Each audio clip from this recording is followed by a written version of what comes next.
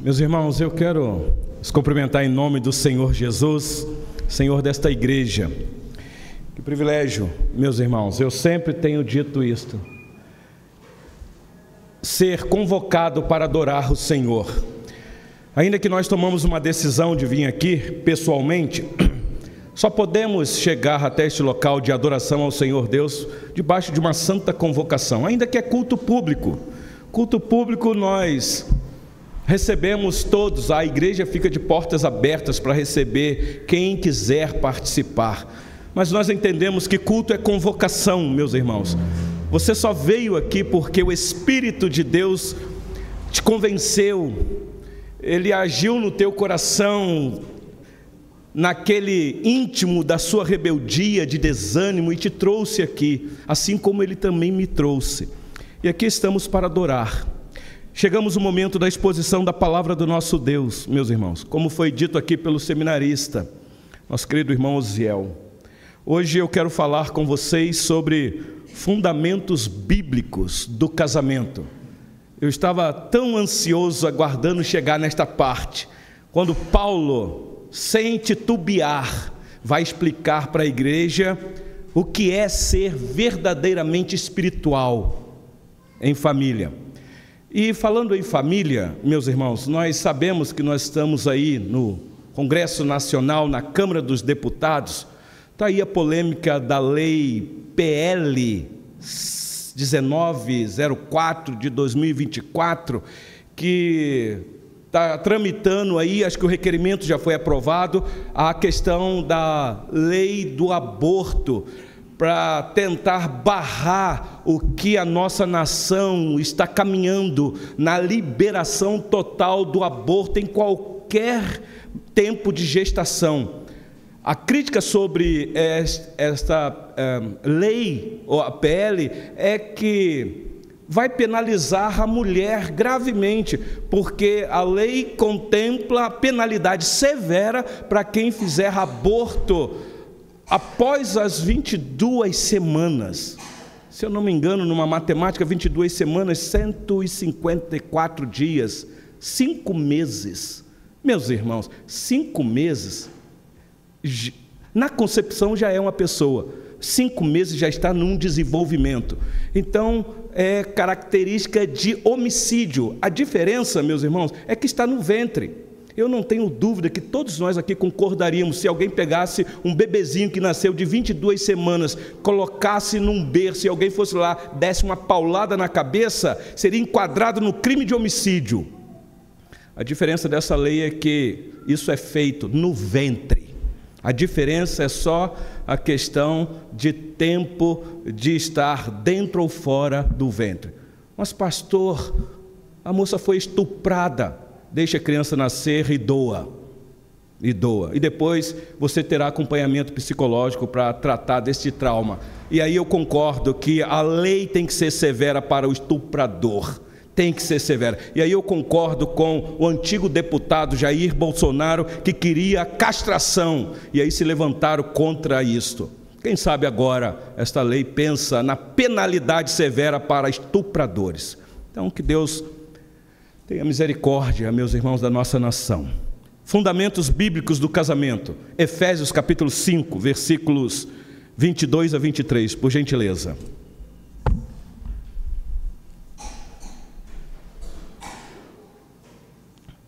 Diz assim a palavra do nosso Deus. Se você quiser acompanhar pela projeção, você fica à vontade.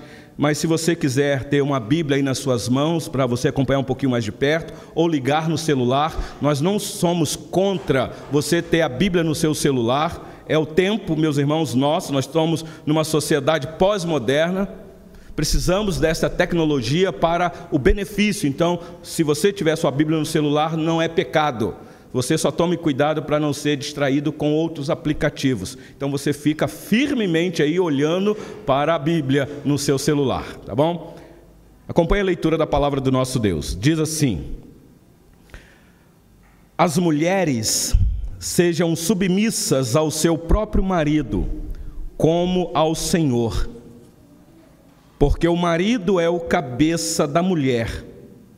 como também Cristo é o cabeça da igreja, sendo este mesmo o Salvador do corpo. Como, porém, a igreja está sujeita a Cristo, assim também as mulheres sejam em tudo submissas ao seu marido. Maridos, amai vossa mulher, como também Cristo amou a igreja e a si mesmo se entregou por ela, para que a santificasse, tendo-a purificado por meio da lavagem de água pela palavra, para apresentar a si mesmo igreja gloriosa, sem mácula, nem ruga, nem coisa semelhante, porém santa e sem defeito. Assim também os maridos devem amar a sua mulher como ao próprio corpo. Quem ama a esposa, a si mesmo se ama, porque ninguém jamais odiou a própria carne, antes a alimenta e dela cuida, como também Cristo o faz com a igreja, porque somos membros do seu corpo. Eis porque deixará o homem a seu pai e sua mãe, e se unirá à sua mulher, e se tornarão os dois uma só carne. Grande é este mistério, mas eu me refiro a Cristo e à igreja. Não obstante, vós, cada um de per si, também ame a própria esposa como a si mesmo, e a esposa respeite ao marido. Até aqui a leitura da palavra do nosso Deus. Vamos orar, meus irmãos, mais uma vez. Sei que nós já oramos aqui, intercedendo pelo momento da pregação, mas oração nunca é demais, especialmente um texto como este de hoje aqui, meus irmãos. Então, eu peço a sua atenção, vamos orar mais uma vez o nosso Deus. Senhor Deus Todo-Poderoso, nós sabemos que estamos diante da Tua santa lei, ainda que muitos dizem que a Bíblia é um livro comum, escrito por homens e homens comuns, e é verdade, Senhor, mas cremos por ela mesma de que estes homens foram tomados pelo Senhor, inspirado para registrar a vontade do Senhor. Assim como o Senhor fez com o apóstolo Paulo, quando o Senhor o tomou no caminho de Damasco para fazer dele um vaso de bênção para a igreja do Senhor, e isto tudo redundasse em glória ao Teu santo nome. Aqui nós estamos, Senhor, diante deste escrito do Teu servo que traz instruções, orientações, palavras de vida eterna para a família, exclusivamente para marido e mulher. Ó Deus, aqui nós estamos neste culto de adoração ao Senhor, e aqui nós estamos em família, e o quanto nós precisamos, Senhor, ter esta direção da Tua parte, pelo ensino da Tua palavra. Então eu peço ao Senhor, assim como o Senhor me deu o tempo reservado de preparar este sermão, para que agora, junto com os meus irmãos que aqui estão e outros acompanhando, possamos, Senhor, ser abençoados pelo Senhor, pelo poder do Teu Santo Espírito falando aos nossos corações. Então abra o entendimento da nossa mente, a faculdade do nosso raciocínio, abra o nosso coração de maneira que não seja uma mensagem apenas intelectual, mas uma mensagem que desça para o nosso coração e queime o nosso coração diante daquilo que agrada o Senhor.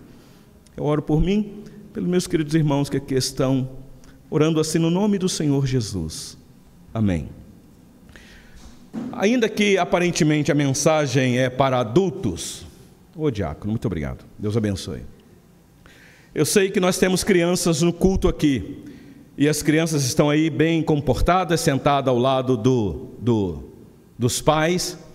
Eu sempre peço os pais para orientar as crianças quando vêm para o culto, porque às vezes a gente traz um brinquedinho, uma comidinha para a criança para distrair, mas se puder orientar a criança desde casa, a criança sabe. Não subestima a inteligência da criança. Ela vai ouvir e ela fica do lado. Se ela não ficar, e aí tem os meios para você poder trabalhar isso daí. Mas é importante você doutrinar a criança para ela já crescer participando do culto e ouvindo da pregação. Então, ainda que esta mensagem é mais voltada para os adultos, eu não tenho dúvidas. Filhos que estão aqui, preste atenção na mensagem, porque também é para o teu coração. Meus irmãos, os princípios bíblicos que sustentam o casamento é voltado para uma instituição que nós sabemos que é divina, que é santa, que é sagrada. Então, esses princípios bíblicos é para sustentar algo que não é humano, ainda que o casamento é algo humano porque nós somos seres humanos, mas é uma instituição divina. Casamento não tem nada a ver com o ser humano, isso nasceu na mente e no coração de Deus, numa linguagem humana, porque Deus não tem mente nem coração, Ele é Espírito, mas Ele é o autor do casamento.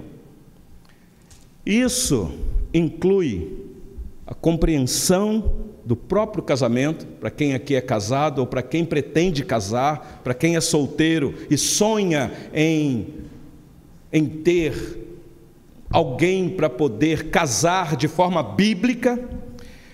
Isso também inclui na importância do compromisso que devemos ter, e isto é a base sólida, meus irmãos, que a palavra de Deus oferece para o cônjuge. Cônjuge é uma palavra técnica para o marido e para a mulher. Então, nós entendemos que o relacionamento conjugal é a maneira mais poderosa de demonstrar o santo evangelho. Então, se você que é casado, que é, entenda essa palavra, meus irmãos, amante de pregar a Bíblia, de discipular, de querer evangelizar, sabe que isso perpassa pela sua família. Não importa você ter vontade de querer ser um missionário se a sua casa não vai bem. Se você não é um bom marido, se você não é uma boa esposa, este evangelho que você vai anunciar vai ser deficiente. Não o evangelho em si, mas por causa do mensageiro. Porque nós entendemos que o relacionamento conjugal é a maneira mais poderosa de demonstrar o evangelho. Você prega com testemunho de casado. Ontem nós tivemos um encontro com alguns irmãos na nossa congregação lá na cidade de Mário Campos, um encontro aí de casais. Mês de junho, a maioria das igrejas realizam este tempo. E lá nós falamos com os queridos irmãos que ali estavam, que nós não olhamos para o casamento a fim de entender o relacionamento entre Cristo e a igreja, como aqui eu vou acabar de expor o texto. Em vez disso, buscamos uma compreensão bem clara, bíblica, do relacionamento entre Cristo e a igreja, porque é um mistério. Como que é este relacionamento de Cristo e a igreja? Que mistério é este? Porque só assim nós iremos entender melhor o propósito do nosso casamento, para quem é casado aqui e quem está nos ouvindo. Então, meus irmãos, quando Paulo escreve esta carta, ele tem conceitos na sua mente. Vocês sabem, vocês que estão acompanhando a exposição desta carta, o apóstolo Paulo está caminhando para o fim da carta. Capítulo 5 está caminhando para o fim e irá vir o capítulo 6. É o último capítulo. E é os capítulos da prática da vida cristã, da vida da igreja, como que a igreja funciona, o que é a igreja. Então Paulo começa a instruir esses irmãos que a igreja é espiritual. A igreja, para ser igreja e mover como igreja, ela precisa do Espírito Santo. E aí no último sermão nós falamos da orientação, da ordem que ele deu para a igreja ser cheia do Espírito Santo. Porque isso vai ser uma demonstração no culto. Como cultuamos a Deus reunidos, demonstra se nós somos cheios do Espírito Santo ou não. Só que agora ele parte para aquele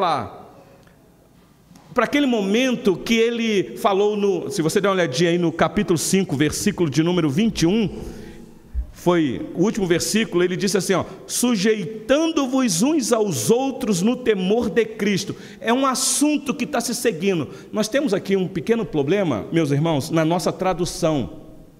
Vocês sabem que quem tem a Bíblia de papel, quem tem a Bíblia no celular, está direto o texto. Mas no papel, os nossos tradutores colocam títulos em negritos. E aí, com muita facilidade, você pode pegar essas divisões que o autor coloca aqui e pensar que Paulo está falando de assuntos diferentes. Ele continua narrando o que ele disse no versículo 18, que é a importância de ser cheio do Espírito Santo. Então, esse título aí, o lar cristão, marido e mulher, atrapalha o entendimento muitas vezes. Porque parece que agora Paulo vai falar sobre casamento, como eu fiz uma introdução aqui. De fato é, mas um casamento debaixo desta ação do Espírito Santo. Por isso que é importante você casar no Senhor. Depois nós podemos explicar o que significa casar no Senhor. Então Paulo continua o assunto mostrando qual é o valor das mulheres. Porque ele não começa com os maridos. Ele vai dizer, a sujeição entre um e outro começa dentro de casa. E aí então ele fala da mulher. Por quê, meus irmãos? Ele fala da mulher desta maneira, que muitas mulheres aqui chamam Paulo de machista. Meus irmãos, quando Paulo escreveu a carta aos Efésios, havia uma filosofia terrível naquela cultura, chamada de hedonismo. Isso estava presente nas famílias. O que é o hedonismo? É o culto do ego. Uma pessoa egoísta, a busca da felicidade, a pessoa que se preocupa só consigo mesma, é aquela pessoa que só olha para o seu umbigo. E isto, meus irmãos, era latente na cultura na época de Paulo.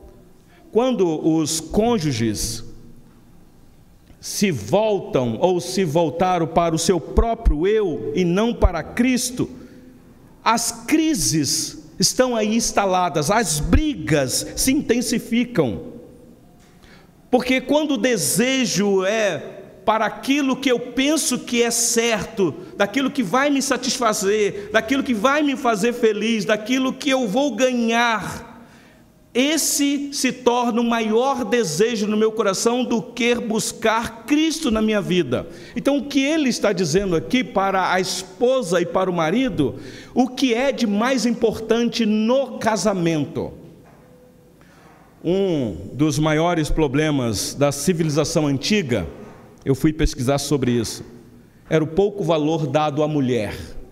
Eu não preciso gastar tempo aqui, que vocês sabem disso. E esse triste fato estava presente dentro da cultura judaica, que o apóstolo Paulo é um judeuzão. Os judeus tinham um baixo conceito das mulheres. Hoje me parece que melhorou um pouquinho, mas na época do Senhor Jesus e dos apóstolos, as mulheres não tinham valor quase que nenhum. Para você ter uma ideia, os judeus pela manhã, isso era uma tradição lá, eles faziam aquela oração deles, as 3 orações do dia. Então a primeira da manhã, ele agradecia a Deus assim: olha, eu agradeço por o Senhor não me ter feito um pagão, eu sou alguém do pacto.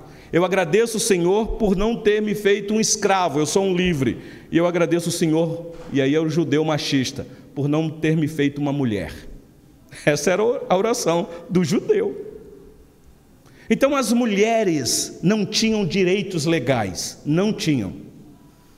Elas eram propriedade ou do pai, quando solteiras, ou do marido, quando casadas. Nesse sentido, o marido podia divorciar da mulher por qualquer motivo. Se ela fez uma comida e ele começou lá a se degustar e sentiu que o tempero não estava do jeito dele, ele poderia levantar e dizer: eu não quero mais ficar casada com essa mulher porque ela não sabe cozinhar. Por qualquer motivo, meus irmãos. Enquanto que a mulher não podia divorciar-se em hipótese alguma. Ela não, mas o homem podia. E a mulher também era desvalorizada na cultura grega. A cultura influenciada que nós temos o registro do Novo Testamento. O Novo Testamento, meus irmãos, foi escrito em grego, numa cultura que também não valorizava a mulher. Na cultura grega, nesta época, a prostituição era parte essencial da vida grega. Leia um pouquinho sobre isso. A promiscuidade, a banalidade do corpo feminino e o masculino também. Alguém disse assim: temos prostitutas para o prazer, concubinas para o sexo diário e esposas com o propósito de ter filhos legítimos. Tamanha desvalorização da mulher. Na cultura romana nem se fala, meus irmãos, é pior ainda. Então Paulo está escrevendo debaixo dessa sentença desvalorizada do casamento e exclusivamente das mulheres. Um historiador citou Sêneca, que é dessa época, um romano, que o próprio Sêneca, um entendido da cultura da sua época, disse o seguinte: as mulheres aqui nesta cultura se casam para divorciar e se divorciam para casar. A família não era valorizada mesmo. Paulo escreve a carta aos Efésios, meus irmãos, exclusivamente esse texto que eu acabei de ler com vocês, neste contexto de falência da virtude e do desastre da família. Por isso ele inclui aqui esta atitude da mulher e do homem como família, casados. Bom, eu falei da cultura passada lá. Se a gente fizer uma análise hoje, daqui a pouco eu vou trazer uma aplicação, você já deve estar pensando assim: pastor, parece que o senhor citou a cultura pós-moderna aí. Porque, meus irmãos, como que anda a nossa cultura na valorização da família? Entre homem e mulher, entre macho e fêmea. Como é que está isso? Como é que os nossos governantes lidam com essa situação? Para onde eles querem levar a nossa família, meus irmãos? Eu creio que a nossa cultura pós-moderna também está em falência na família. É só olhar para a igreja. Olha para a igreja, como que a igreja está. Como é que é o casamento na igreja? O alto índice de divórcio dentro da igreja. Quando eu falo dentro da igreja, eu estou falando da igreja de Cristo. Pode ser a denominação que você quiser citar. Então vamos ver aqui o que Paulo nos diz, meus irmãos. Vamos para o texto, que é o que importa, né? A responsabilidade da esposa no casamento. Aí você vai entender por que é que ele fala primeiro da mulher. Volta os seus olhos aí para o versículo 22. Quando ele diz assim: as mulheres sejam submissas ao seu próprio marido como ao Senhor. Meus irmãos, o que é submissão aqui na Bíblia? Comichão que dá em muitas mulheres hoje, que tem dificuldade de entender esta palavra. Eu vou tentar explicar para vocês o que não é submissão aqui apresentada pelas Escrituras. Submissão não é um ato de ser inferior a quem quer que seja. Então submissão não é inferioridade, coisa que muitas vezes as pessoas entendem submissão como alguém que é inferior ao outro. Não é isto que Paulo está dizendo aqui. Submissão também aqui não é obediência incondicional. Já que a mulher tem que ser submissa, então ela tem que obedecer este homem a qualquer custo, aconteça o que acontecer, incondicionalmente. Também não é isto, meus irmãos. Então, o que é submissão aqui? Eu penso que a submissão da esposa ao marido, como está aqui no texto, não é igual à submissão a Cristo, porque a igreja tem que ser submissa a Cristo, mas a submissão da esposa ao marido não é igual à submissão da igreja a Cristo, mas é por causa de Cristo. Há uma diferença. A esposa se submete ao marido por amor e obediência a Cristo. Claro que aí eu estou falando para quem é confessional, que já confessou Jesus como Senhor. Por isso a importância, marido, de você casar com quem pensa desta maneira. para tua esposa entender o que é que a Bíblia fala sobre submissão. Ser submissa é entrega a alguém sobre a mulher. Então a mulher é chamada para ser submissa, para se entregar a alguém. O homem, daqui a pouco eu vou falar sobre ele é chamado para amar, e amar significa entregar-se por alguém, se possível for uma entrega de morte, de sacrifício. Então há uma diferença, meus irmãos. Os dois têm que ser submissos, só que a submissão da mulher é diferente. Ela é chamada para ser submissa, para se entregar a alguém. O marido é chamado para ser submisso, para se entregar por alguém. Daqui a pouco eu vou falar. Então o marido deve cuidar da esposa como Cristo cuida da igreja. Então, quando o texto diz assim, volte seus olhos aí, versículo 22, as mulheres sejam submissas ao seu próprio marido, como ao Senhor, porque o marido é o cabeça da mulher, como também Cristo é o cabeça da igreja, sendo este mesmo o salvador do corpo. Prestar atenção, por que a mulher tem uma visão de submissão? Porque ela olha para Cristo. O problema, eu disse no sermão passado, é que muitas mulheres ou muitas esposas têm dificuldade de ser submissas ao marido, porque elas não veem isso daqui no marido.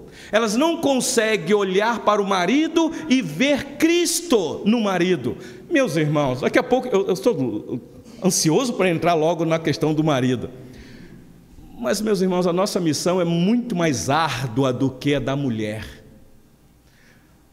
Paulo apresenta primeiro a submissão da mulher, porque depois ele vai falar do homem de uma maneira tão severa no sentido de esforço, meus irmãos. Coisa que hoje, na cultura pós-moderna, é quase que impossível isso daqui. Aí fora na sociedade o povo fala, isso é coisa de Bíblia, isso é coisa dos crentes, isso é uma utopia, ninguém consegue atingir esse padrão. Mas a mulher, ela vai olhar para o marido como cabeça dela, porque ela sabe que Cristo é o cabeça dela, é o cabeça da igreja. E aí o versículo 24, para fechar essa parte da mulher ser submissa, como porém a igreja está sujeita a Cristo, assim também as mulheres sejam em tudo submissas ao seu próprio marido. Meus irmãos, Paulo está debaixo de inspiração. É uma mulher que vai estar numa total dependência deste homem que é um exemplo de Cristo na vida dela. Assim como a igreja é totalmente dependente de Cristo, a esposa cristã olha para o marido e diz, eu sou totalmente dependente dele, porque este homem é um Cristo para mim dentro de casa. Aliás, teve um teólogo que disse que nós, os maridos, devemos ser para nossas esposas uma pregação diária de como Cristo cuida da igreja. Quando eu li isso pela primeira vez, eu falei assim, meu Deus, o como eu tenho que me santificar então, o quanto eu tenho que conhecer mais de Cristo, o quanto eu tenho que morrer para mim, para os meus prazeres, para o meu egoísmo, para poder então ser um exemplo dentro de casa. Vocês prestaram atenção? Apenas 4 versículos para falar da mulher que deve ser submissa ao seu marido. Mas agora, meus irmãos, eu quero ver com vocês o dever do marido. Primeiro vem o dever da mulher. Então, minha irmã, você que está aqui na noite deste dia e você que está me ouvindo, seja submissa ao seu marido não por causa da autoridade dele, mas por causa do amor que você tem a Cristo. Ah, pastor, mas eu não vejo Cristo na vida dele. Então, por que é que você casou? Qual é o verdadeiro significado do casamento? O que estava em jogo quando você disse sim diante de uma autoridade constituída, investida pelo poder de Deus? Você não foi orientado o que é casamento? Por isso, nós, liderança, precisamos orientar os nossos jovens quando vão casar, para saber se de fato é isso mesmo que eles querem. Vocês lembram quando perguntaram para Paulo, o solteiro, se deveria casar? A primeira coisa que Paulo disse, olha, eu vou ser sincero, eu não sou contra o casamento, mas eu acho que vocês não devem tocar em mulher não. E lá, tocar em mulher não casa não. porque casamento é coisa séria, e vocês têm que ter uma convicção clara do que é casamento. Agora, se vocês não conseguem conter o ânimo para não viver abrasado, é melhor casar. O casamento sempre é a saída para aquilo que Deus criou em nós antes da queda, desejo sexual.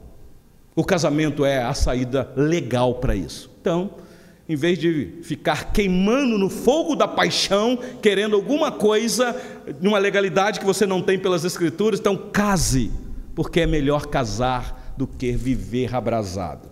Paulo disse isso. Então vamos aqui para a parte da responsabilidade do homem. Meu Deus, e eu vou ter que falar isso, e eu já quero dizer para a igreja que minha esposa está ali sentada, ouvindo tudo isso. E depois a gente chega em casa, a gente tem a nossa conversa pessoal. Você vai ter que melhorar e muito. É claro, ela também tem que melhorar, mas é a minha responsabilidade. Vamos lá para o texto, versículo 25.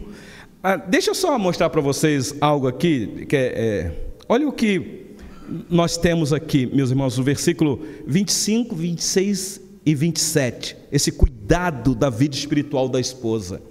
Diz assim o texto: maridos, amai vossa mulher, como também Cristo amou a igreja, e a si mesmo se entregou por ela, para que a santificasse, tendo-a purificado por meio da lavagem de água pela palavra, para apresentar a si mesmo igreja gloriosa, sem mácula, nem ruga, nem coisa semelhante, porém santa e sem defeito. Olha o que o Senhor Jesus faz com a igreja. Meus irmãos, ou nós tomamos isso daqui como verdade absoluta, ou então nós estamos perdendo o nosso tempo aqui, maridos. Porque olha o padrão que é exigido aqui para nós, os maridos. E aí agora eu sei que as esposas vão ficar confortadas, falando: meu Deus, ainda bem que o marido está aqui ouvindo isto. Meus irmãos, aqui é o dever que o marido tem de cuidar da vida espiritual da esposa. É saber como que anda a vida devocional da esposa. Querida, você tem orado pela manhã? Qual é a dúvida que você tem? Meus irmãos, aqui está o pastoreio dentro de casa. Marido, você é chamado para ser o sacerdote do seu lar.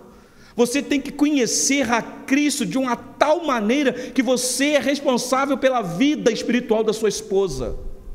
Você lembra do carcereiro, Atos 16? Ele ia se matando lá, depois daquele terremoto que as portas da cadeia se abriram. Paulo disse: não faça isso, porque todos nós estamos aqui. De repente Lucas nos dá uma informação de que o carcereiro perguntou: o que eu devo fazer para ser salvo? Paulo não titubeou, ele disse: crer no Senhor Jesus Cristo e serás salvo, tu e tua casa. Como? Porque você é o sacerdote do lar. Você, homem, tem a responsabilidade, o dever de cuidar da vida espiritual da sua esposa. De vez em quando, meus irmãos, eu sei que as nossas esposas ficam meio desanimadas, não querem nem congregar. E aí o marido já aproveita aqui e fala assim: eu estava esperando você só falar isso, porque eu também estou meio fraquinho, eu também nem quero mais. Está desonrando a Cristo, por quem foi sacrificado por vocês. Claro, estou falando do congregar, para não deixar de congregar, mas de outras coisas. Perceber, marido, quando a sua esposa não tem mais desejo de orar, de ler a Bíblia, é sua responsabilidade. Olha o que Paulo está dizendo. Essa é a maneira, marido, de você ser cheio do Espírito Santo, porque você pode ser um espiritual na igreja, um profeta dando profetada para todo mundo, demonstrando poder, rodopiando na igreja. Isso é externo, mas em casa, como é que é a sua vida espiritual? Você tem o mesmo poder do Espírito Santo que tem na igreja? Lá dentro de casa também você rodopia para ensinar a sua esposa? Olha aqui, meus irmãos, o texto. E olha, piora, né? Não vai melhorar para nós não. Olha comigo o versículo 28 e 29. O dever de cuidar da vida emocional da esposa. Essa crise louca da nossa sociedade pós-moderna, ansiedade, depressão, angústia. E às vezes nós, maridos, não sabemos nem o que o que fazer. Uma vez eu ouvi uma palestra de um teólogo que disse que quando as nossas esposas começarem a chorar, você não deve nem perguntar por que ela está chorando, porque nem ela sabe. Ela pode não saber, mas você tem que saber, porque é sua responsabilidade cuidar das emoções dela. Olha comigo o versículo de número 28. Assim também os maridos devem amar a sua mulher como ao próprio corpo. Quem ama a esposa, a si mesmo se ama. Versículo 29. Porque ninguém jamais odiou a própria carne, antes a alimenta e dela cuida, como também Cristo faz com a igreja. Às vezes nós somos muito duros nas críticas. Essa mulher que engordou, essa mulher que ficou flácida, essa mulher, mas cadê o teu cuidado? Se você percebe que a saúde dela não está boa, meu bem, nós estamos precisando fazer uma caminhada. Vamos reservar um tempo. Vamos para uma academia. Tu falou isso daqui, mas eu não vou para a academia. Mas tem hora que vamos aproveitar. Vamos nos alimentar bem. Olha, vamos parar de comer um pouquinho de carboidrato. Vamos parar de beber Coca-Cola, que é um veneno. Cuida da saúde, da vida emocional dela. Às vezes isso tudo, meus irmãos, às vezes para você cuidar da vida emocional da sua esposa, basta apenas você fazer uma caminhada no ar livre, sair com ela sozinho, deixa as crianças em casa, curte um pouquinho, conversa, ouça ela, pergunta o que está perturbando o coração dela. Você vai ficar surpreso quando ela abrir o coração para você. Versículo 30 a 32 diz assim, olha aí comigo.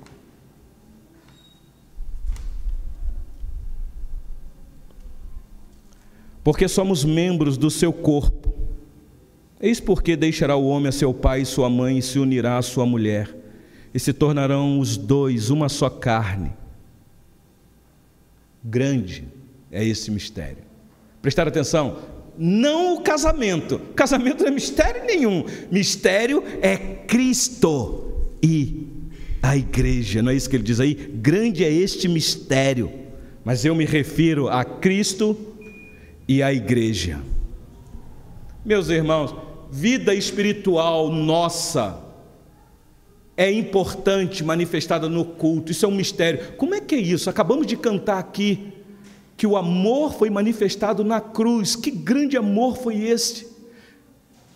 A prova do amor de Deus por nós é que Ele deu o seu único Filho por nós. Que mistério é esse, meus irmãos? Por que esta ação deste Deus?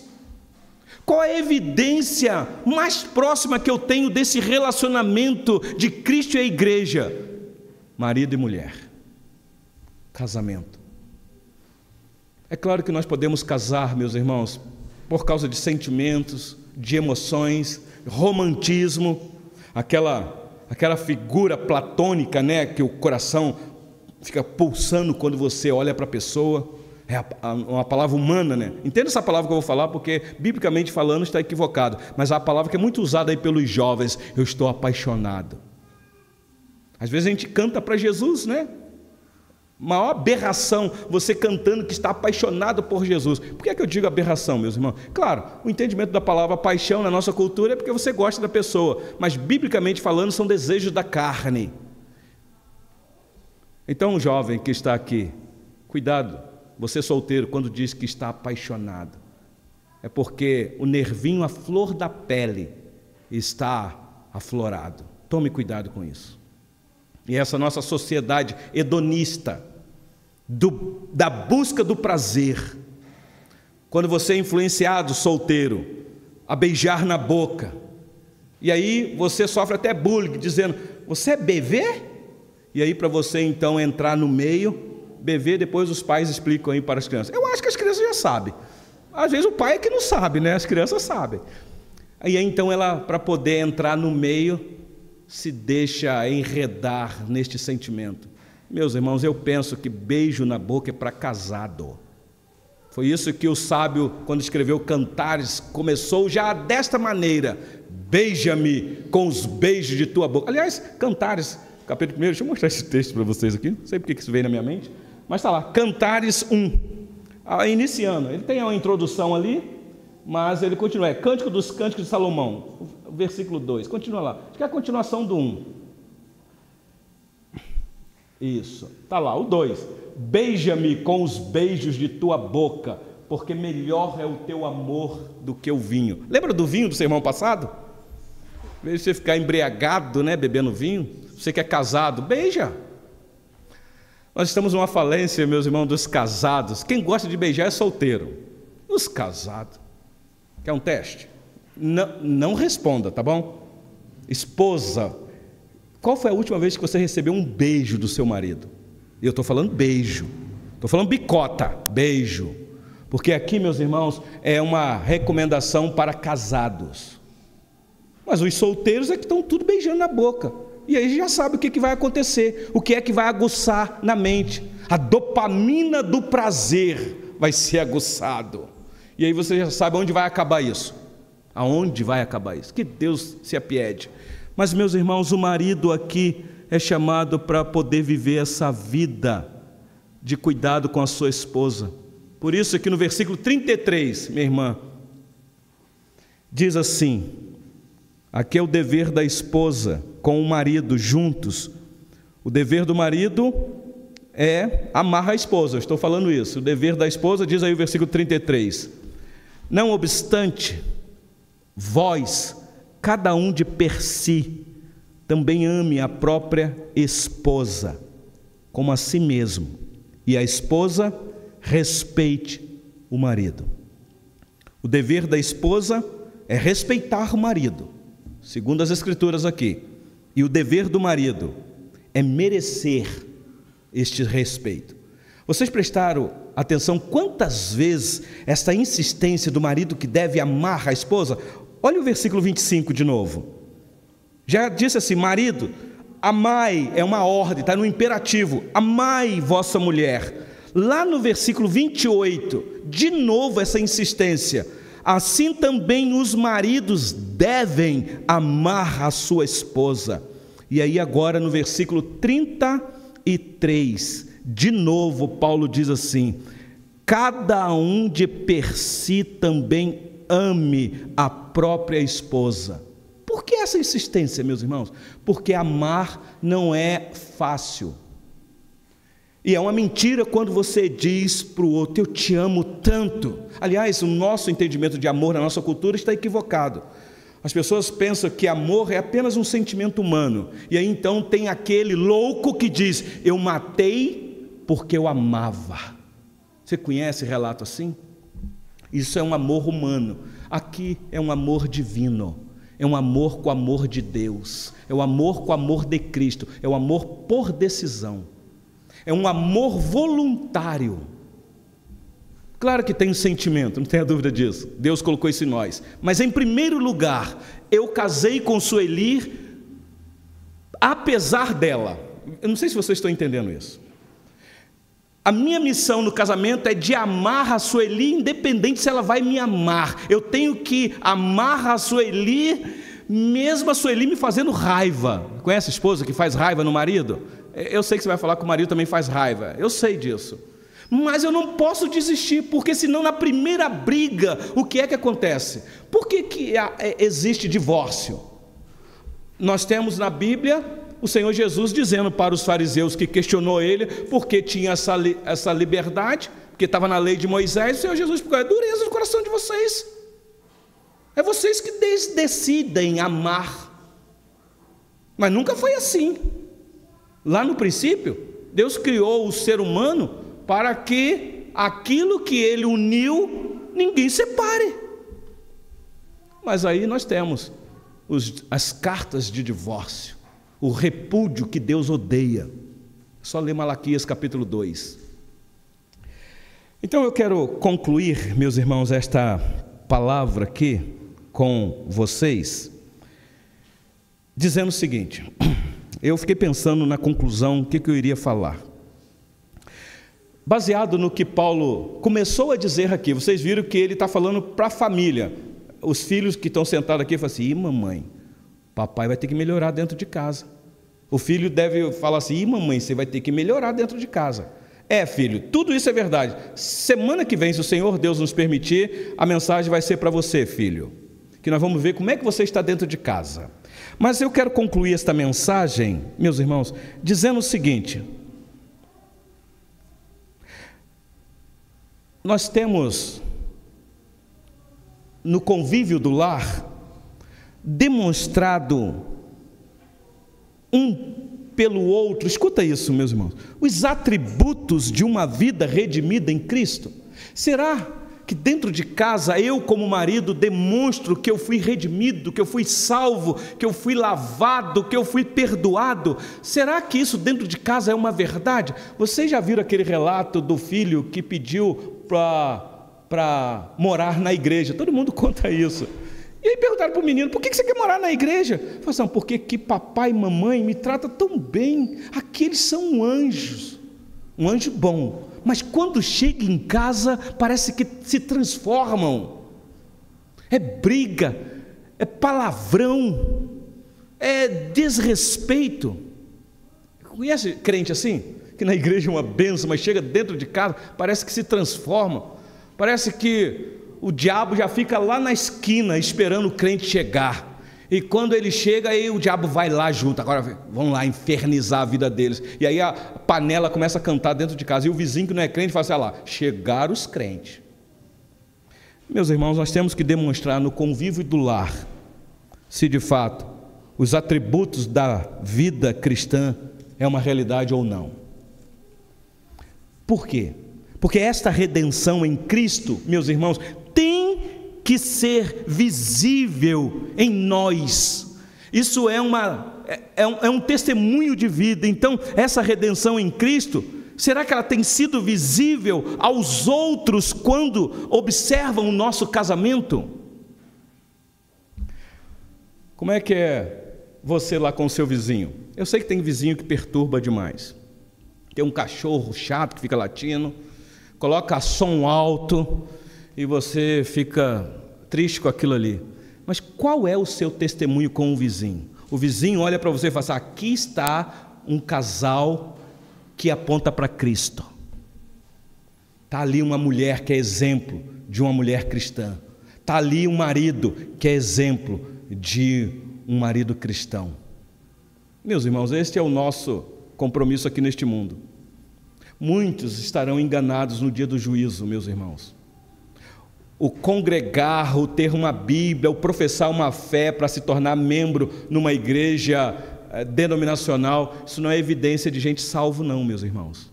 Evidência de gente salva é testemunho de vida cristã por causa de Cristo. É não mais eu, mas Cristo em mim. Então, marido, que missão a sua de ajudar a sua esposa a ter mais de Cristo? O que o nosso casamento tem refletido? Cristo ou as facetas falecidas, caídas do nosso ego? O que é que sobressai? Pela graça de Deus, meus irmãos, e pelo poder de Deus, o nosso casamento pode sim refletir, de um modo que ainda imperfeito, o relacionamento entre Cristo e a igreja. Esposa, você pode, como submissa, ajudar a levar o seu marido num pedestal, de maneira que ele será elogiado na sociedade. Nesta missão que Deus te deu de ser submissa, lembre-se que ser submissa não tem nada a ver com capacho. É você saber que tem uma missão de erguer o seu marido, de suportar ele, no sentido de que você tem uma missão dada por Cristo, para poder esse marido ser o homem da sua vida. Meus irmãos, nós vivemos numa sociedade que as mulheres querem sentir isso. Elas querem referências dentro de casa. E o que é que está acontecendo com os homens hoje? Nesta sociedade feminista, quando os homens também estão se curvando a isto, em vez de desempenhar o seu papel de marido, está confuso, ele nem sabe se ele é macho ou se ela é fêmea. Aliás, ele pode até ter legalidade para querer o que ele quiser ser, até um animal. Aliás, está crescendo isso, meus irmãos. Quando mulheres se tornam animal para ser puxada por um homem, ou quando o próprio homem perder a sua identidade. Para onde está caminhando, meus irmãos, a nossa sociedade? Maranata, ora vem, Senhor Jesus. Que o Senhor Deus cuide de você, marido, que está aqui e que ouviu esta palavra. Como eu disse no início, culto é convocação do próprio Deus. Foi Deus que te trouxe aqui. Você poderia não ter vindo hoje, marido, para ouvir o que você ouviu. Poderia ter acontecido um monte de coisa. Você saiu de casa, o pneu do carro poderia ter furado. Você poderia ter um mal súbito não, que aí você morre. Poderia ter passado mal, né? E não chegou aqui, mas você chegou. E você ouviu. A questão é, e agora? O que é que você vai fazer? Pastor, o senhor jogou muito pesado. Então arranca da sua Bíblia Efésios capítulo 5, de 22 a 33. Porque se você deixar na sua Bíblia, você será cobrado no dia do juízo. E esposa, como é que é o seu relacionamento com seu marido? Você consegue entender que ele tem uma autoridade para te abençoar, ou você é a autoridade dentro de casa? Os valores inverteram.